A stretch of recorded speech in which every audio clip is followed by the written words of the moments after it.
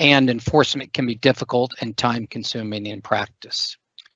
So our key takeaway regarding dispute resolution is that there are a lot of options for dispute resolution in the UAE, and there is no one-size-fits-all solution, the same as most other jurisdictions. In closing, we hope this presentation was useful to you about doing business in the UAE.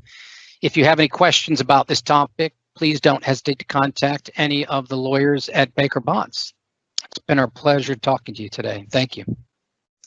Thanks very much.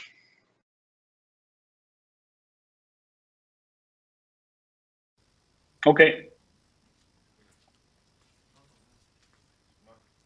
So the United Arab Emirates is a federation of 7 emirates that was established back in 1971. So actually next year, the country will celebrate its 50th anniversary.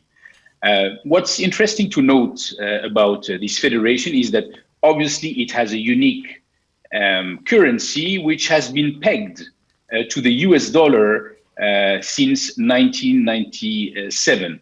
So, which means in terms of monetary flexibility, it is quite limited by this fixed exchange rate, because as a result of it, the UAE has to track actually the movements of the US Fed, and that sometimes it may not be appropriate for the domestic economic conditions.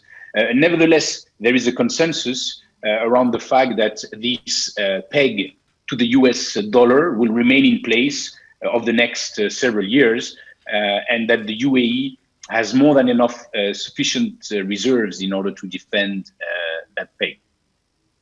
It's interesting to note as well that this federation has authorities that are implementing and executing policy decisions and legislations.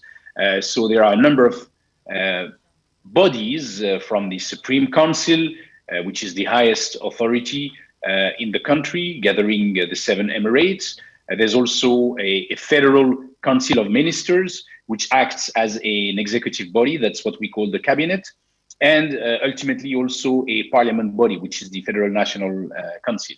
Now, the reason why I'm mentioning this is because despite these federal authorities, which are ultimately responsible for a number of strategic matters, ranging from foreign affairs, security and defense, immigration, education, public health, obviously currency, banking, and a few other strategic matters.